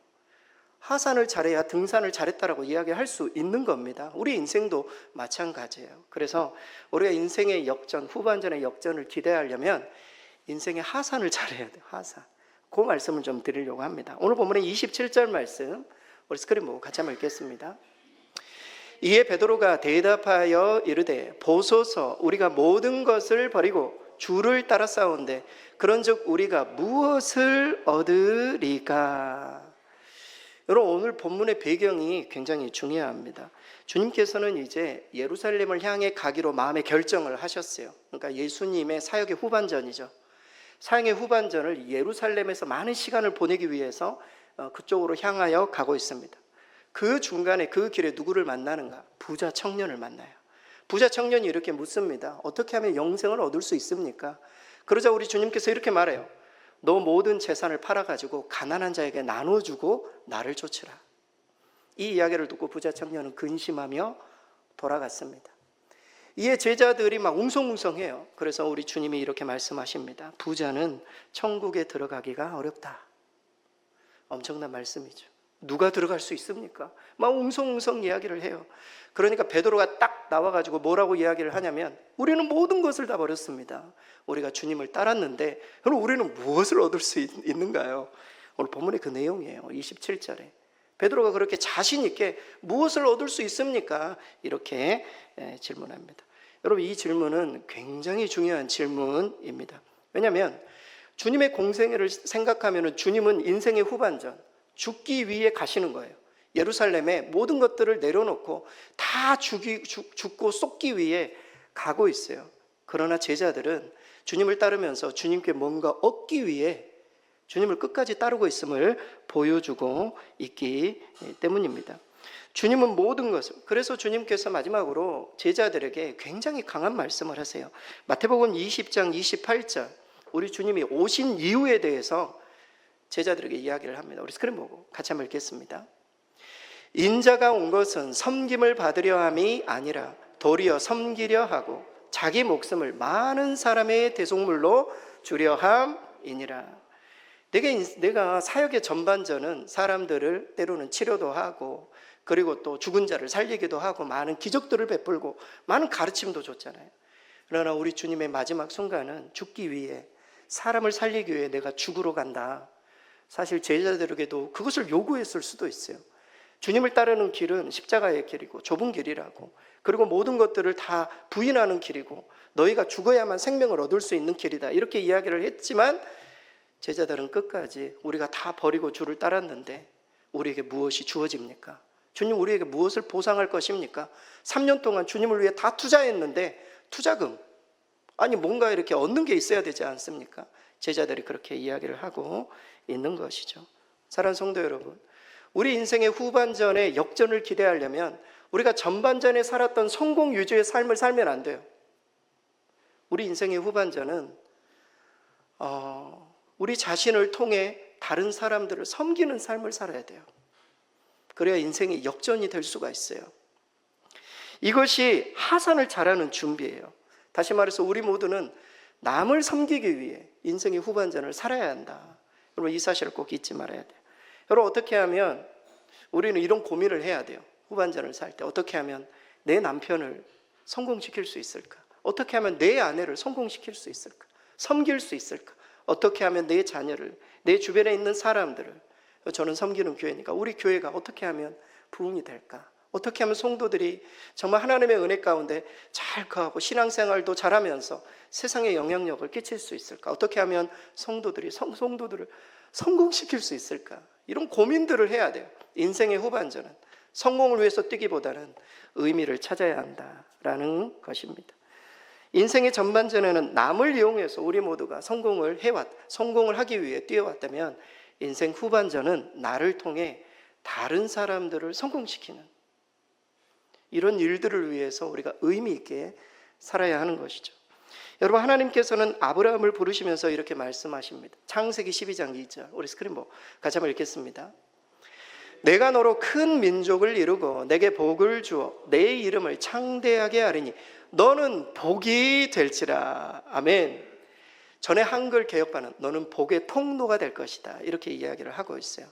우리 모두가 복덩어리가 된다는 거예요. 여러분, 이 말씀을 받을 때 아브라함의 나이는 75세였어요. 젊었을 때 이 말씀을 받은 게 아니에요. 75세면 이미 은퇴할 나이잖아요. 우리 나이로 따지자면 은퇴한 시즌에, 우리 인생의 말년에 하나님께서 이 말씀을 주신 거예요. 복의 통로가 되라고. 그래서 우리는 이 말씀을 받으면서 이렇게 말하면 안 돼요. 내 나이 때문에 안 된다고, 나 이미 늙었다고, 나는 이미 나이가 들어서 꿈이 없다고, 이렇게 말하면 안 되는 거예요. 이런 생각을 버려야 돼요. 여러분, 지난주에 차사순 할머니, 지난주 설교는 다 기억이 안 나도 이 차사순 할머니 기억나지 않습니까? 운전면허 따려고 650번을 도전해가지고 성공한 이 할머니, 우리는 이 할머니도 좀 생각해야 돼요. 내가 나이가 들어서 못한다, 이런 생각은 거두시기 바래요.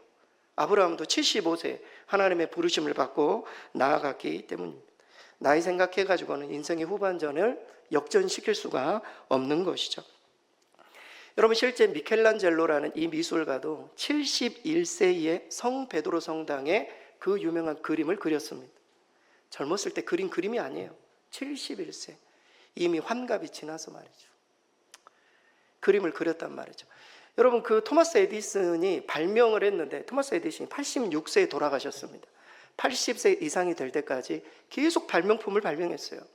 그러니까 86세까지 사셨던 거예요. 계속 생각하고 꿈을 가지고 했던 것이죠. 마하트마 간디, 여러분 기억하시죠? 이분이 그 나라의 무슨 소금 문제, 소금법으로 인해서 여러분 나라의 정부에 저항을 하잖아요. 그러면서 무저항 비폭력 운동, 그러면서 200마일을 걸었다고요. 사람들 다 데리고. 몇 세에 걸었는지 아십니까? 60세에 걸었어요. 60세인데 지금 나이로 따지면 75세래요. 그 연세든 나이에 사람들을 다 이끌고 200마일을 말이죠, 운동하면서 걷는, 이런 어떤 정치 운동을 하면서 걷는. 나이는 정말 그냥 말 그대로 숫자에 지나지 않는다. 우리가 어떻게 마음을 품고 꿈을 갖느냐에 따라 인생의 나이가 달라질 수 있어요. 여러분, 나이에 관한 이런 말이 있죠. 오래 살아서 늙은 것이 아니다. 꿈과 일을 잃어버리면 모두가 늙어가는 것이다. 여러분, 우리의 마음 가운데 꿈을 품고 인생의 후반전에 내가 잘할 수 있는 것, 내가 정말 좋아하는 일, 이 일들을 통해서 다른 사람들을 성공시켜주고 다른 사람들을 섬기는 그 일을 위해서 인생의 후반전을 살게 되면 인생의 역전이 가능하다. 성경 그렇게 말해주고 있어요. 등산을 잘했다면 우리 하산도 잘 준비해야 되지 않겠습니까?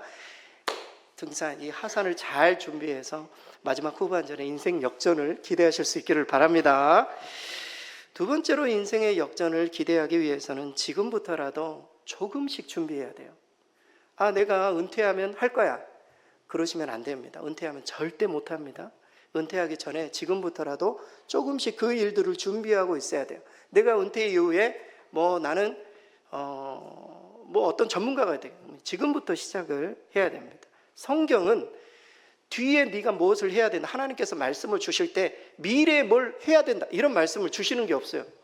지금 하라고 주님 말씀을 주시는 거예요. 오늘 본문의 28절에서 29절 말씀, 우리 스크린 보고 같이 한번 읽겠습니다. 예수께서 이르시되 내가 진실로 너희에게 이르노니 세상이 새롭게 되어 인자가 자기 영광의 보좌에 앉을 때에 나를 따르는 너희도 12 보좌에 앉아 이스라엘 12지파를 심판하리라. 또 내 이름을 위하여 집이나 형제나 자매나 부모나 자식이나 전토를 벌인 자마다 여러 배를 받고 또 영생을 상속하리라. 엄청 부담스러운 말씀이죠. 마치 이 말씀이 우리에게 집을 버리고 부모를 버리고 자식을 버리고 주님을 따르라는 것과 같은 그런 말씀으로 우리에게 직접 다가옵니다. 그러나 이 마태복음의 독자들을 우리는 기억할 필요가 있어요. 여러분, 마태복음은 유대 그리스도인들을 향한 복음서예요. 마가복음 이방 헬라인들을 위한 복음서죠. 마태복음은 유대 그리스도인들, 예수님을 믿고 따르면서 실제로 오늘 보면 29절처럼 집을 버린 사람들이 있었어요. 당시에 형제를 버린 사람들도 있고 예수님을 믿기 위해서 정말 진짜 죽으면 죽으리라는 그런 마음으로 예수님을 따랐던 초대교회 사람들은 그렇게 순교자의 마음으로 주님을 따랐어요. 주님께서 그 독자들에게, 그 고난받고 있고 박해받고 있는 사람들을 위해 이 말씀을 주신 거예요. 지금 현재 내 이름을 위해 집이나 형제, 자매, 부모, 자식 전토를 벌인 자, 그런 사람들이 이 말씀을 다 듣고 있을 것이다. 그가 여러 배를 받게 될 것이다. 그리고 영생을 반드시 상속하게 될 것이다. 이 말씀을 통해 어떤 의미에서는 유대 공동체에 큰 위로를 주시는 말씀이에요. 핵심은 이 말씀이 다 현재형이라는 겁니다. 미래에 그렇게 될 것이다, 미래에 그렇게 하면 그렇게 될 것이다, 이게 아니에요. 오늘 본문에 성경은 항상 현재를 강조해요. 버린 자마다 현재형이에요. 현재형. 지금 헌신하지 못하는데 은퇴 이후에 내가 뭘 하겠다, 지금부터 준비하지 않으면 은퇴 이후에는 절대 할 수 없다. 지금부터 우리가 실행을 해야 된다. 상황이 좋아지면 하겠다, 성경은 할 수 없다고 해요. 지금 못하는 사람은 생활이 나아져도 못한다. 성경은 그 이야기를 해요. 여러분, 성경의 명령은 항상 현재. 빌립보서 4장 9절, 우리 스크린 보고 같이 한번 읽겠습니다. 너희는 내게 배우고 받고 듣고 본 바를 행하라. 지금 행하라는 거예요. 뭐 미루지 말라는 거예요. 내가 뭐 나이가 들면 행하고 내가 좀 상황이 좋아져, 그렇게 말하고 있잖아요. 누가복음 10장 28절 주님의 말씀이에요. 우리 같이 한번 읽겠습니다. 예수께서 이르시되 네 대답이 옳도다. 이를 행하라. 그리하면 살리라. 네가 형편이 나아지면 뭐 그렇게 해라, 이렇게 말하고 있잖아요. 지금 행하라고 이야기를 하고 있어요. 은퇴 이후에 뭘 해야 되겠다, 우리가 하프타임을 통해서 여러 가지를 준비하고 이걸 해야 되겠다. 은퇴 이후에 절대 못합니다. 지금부터 그것을 준비하고 있어야 돼요. 조금씩이라도 실천해야 돼요. 저는 개인적으로 인생의 후반전에 기타를 더 잘 치고 싶어요. 우리 자녀들하고 콘서트 같은 것도 좀 하고 싶어요. 우리 자녀들이 되게 기타를 저보다 훨씬 잘 쳐요. 제가 기타를 연마해야 되겠다. 지금부터 제가 준비를 해서 은퇴를 하게 되면 콘서트를 열려고 합니다. 제 인생의 후반전에 계획 중에 하나입니다. 계획 중에 하나. 여러분, 은퇴 이후에 하겠다, 절대 못하면 손도 굳어지고 아무것도 못해요. 지금부터 해야 돼요. 인생의 후반전에 할 일이 있으면 지금부터 해야 된다. 실체를 해야 돼요. 어떤 분들은 그렇게 말해요. 지금은 시간도 안 되고 여력도 안 돼서 은퇴하면 제가 봉사할게요, 은퇴하면 어려운 사람 도울게요. 절대 못합니다. 은퇴하면 나이 들어가지고 더 몸도 굳어지고 안 돼요. 하던 사람이 잘해요. 지금부터라도 조금이라도 하던 사람이 은퇴 이후에 뭐 다른 사람이 연결이 돼서 더 큰 일을 할 수가 있는 거지, 은퇴 이후에 절대 못합니다. 시간이 남는다고 모든 걸 잘할 수 있는 게 아니에요. 그래서 인생 후반전에 어떤 분은 그런 분도 있어요. 책을 써야지. 저도 책 한 권은 꼭 쓰고 싶어요. 제 인생에, 제 삶에 제가 목회를 하면서 했던, 생각했던 그런 것들을 책을 쓰려면요, 은퇴 이후에는 못해요. 지금부터라도 글을 계속 쓰고 있어야 돼요. 글을 쓰고 글을 나누고 이렇게 해서 책이 만들어지는 것입니다. 여러분, 밥 보포드가 지난주에 저번에 소개했던 밥 보포드의 그 하프타임이라는 책을 소개하지 않았습니까? 그런데 하프타임을 시작하면서 스톱, 멈춰버린, 그냥 뭔가 이렇게 일이 진행이 안 된 그런 사람들을 위해서 하프타임 2라는 책을 냈어요. 이 책도 읽어보면 참 재미있습니다. 근데 이 책을 집필했는데, 이 책에 보면은 후반전에 진입할 때, 우리 모두가 인생의 후반전에 진입할 때 꼭 알아야 될 새로운 규칙 7가지를 소개해주고 있어요. 그 중에서 3가지만 소개해드리고 싶어요. 첫째는 스스로 주도하라는 거예요. 남이 뭐 하라고 해가지고 하지 말고 이제 후반전에는 스스로 주도적으로, 하프타임 때 준비를 했다면 주도적으로 그 일을 해야 된다. 2번째, 가족이 우선이다. 전반전은 가족 그냥 때려치우고 성공을 위해서 열심히 뛰어와서 가족관계 무너지고 막 그랬다라면 후반전 절대 그래서는 안 돼. 가족이 진짜 우선이다. 가족을, 일들을 먼저 챙겨라. 이 부분을 이야기해요. 3번째가 중요하죠. 당장 시작하라는 거예요. 뭐 1년 후에 나 좀 더 쉬고 그렇게 하지 말라는 거예요. 조금이라도, 지금 하루라도 조금씩이라도 당장 시작하지 않으면 은퇴 후에는 절대 할 수가 없다. 사랑하는 성도 여러분, 후반전에 뭘 하기로 마음의 결정을 하고 있다면 기다리시지 말고 지금부터라도 조금씩 실천하실 수 있기를 바랍니다. 극작가 버나드 쇼의 묘비명에 이런 글이 쓰여 있다고 하죠. 우물쭈물하다가 이렇게 될 줄 알았다. 극작가다운 표현 아닙니까? 우리가 인생에 많은 말씀을 듣고 그래 내 인생의 후반전은 그렇게 살면 좋겠다라고 생각은 해요.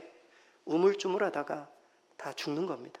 아무런 일도 못한 채 우물쭈물하지 마시고 지금부터라도 시작해야 돼요. 여러분, 우리가 전반기를 힘들게 살아왔죠. 힘들게 잘 되지도 않고 열심히 뭔가 하는데, 우리 자녀들 보면 공부는 열심히 하는데 성적도 안 나오고 뭔가 열심히 하는데 인생의 후반전, 올해 후반전은 달라져야죠. 우물쭈물 하다가는 그냥 시간 다 지나가는 거예요. 제대로 우리가 준비를 해서 후반전을 지금 조금씩이라도 실천할 때 인생의 역전을 기대할 수 있게 될 것입니다. 마지막입니다. 이렇게 하산을 우리가 잘 준비하고 조금씩이라도 우리가 실천한다면 후반전에 역전을 기대해도 좋다. 왜냐하면 성경은 처음 된 자가 나중되고 나중된 자가 처음 될 수 있다, 이렇게 말씀하고 있기 때문에 오늘 본문의 30절 우리 스크린 보고 마지막으로 함께 읽겠습니다. 그러나 먼저 된 자로서 나중되고 나중된 자로서 먼저 될 자가 많으니라. 얼마나 위로가 되는 말씀입니까? 사실 이 말씀을 베드로 그리고 제자들이 이 말씀을 예수님을 통해서 직접 들었을 때에는 엄청 긴장했을 거예요.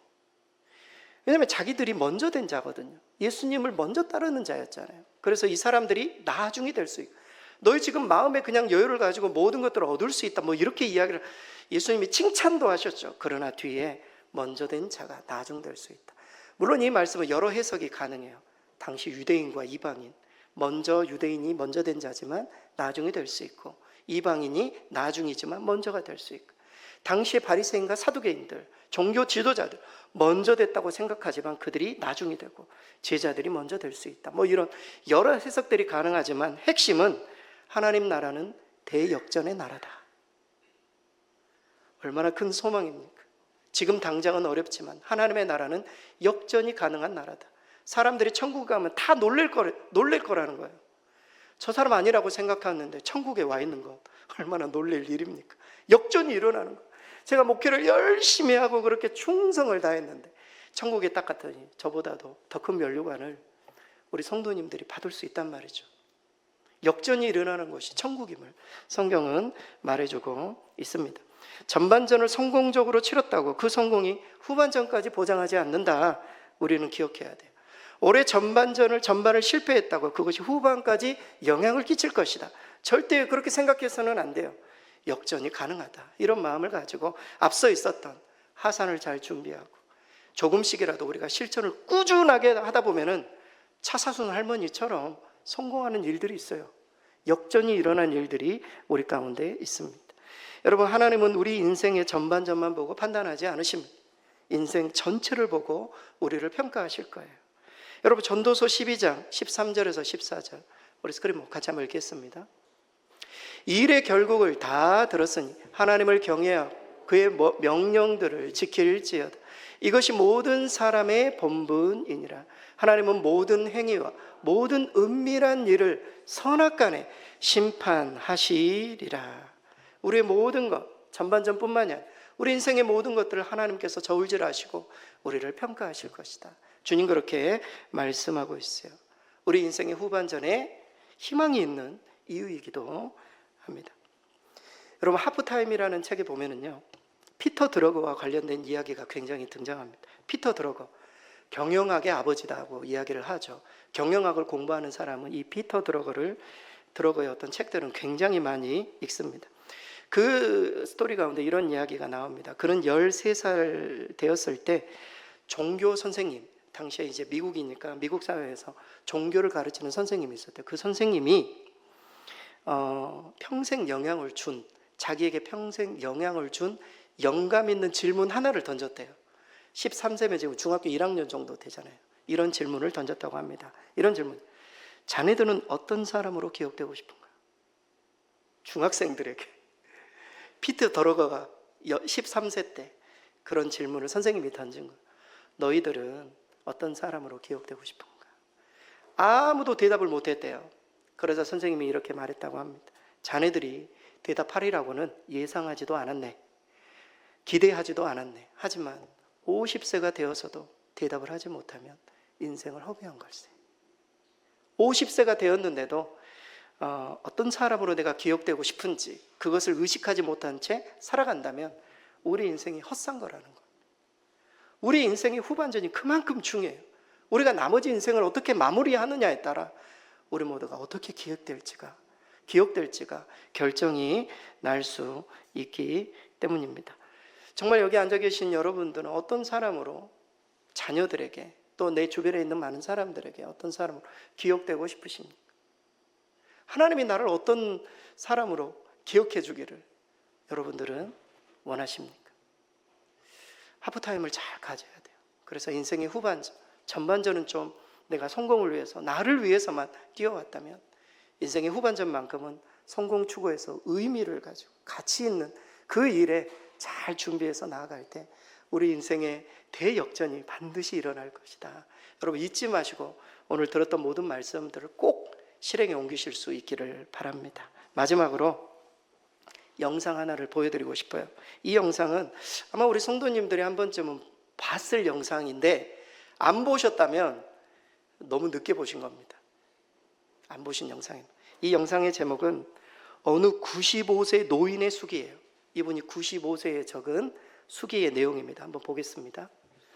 제가 한번 이 내용들을 좀 읽어드릴게요.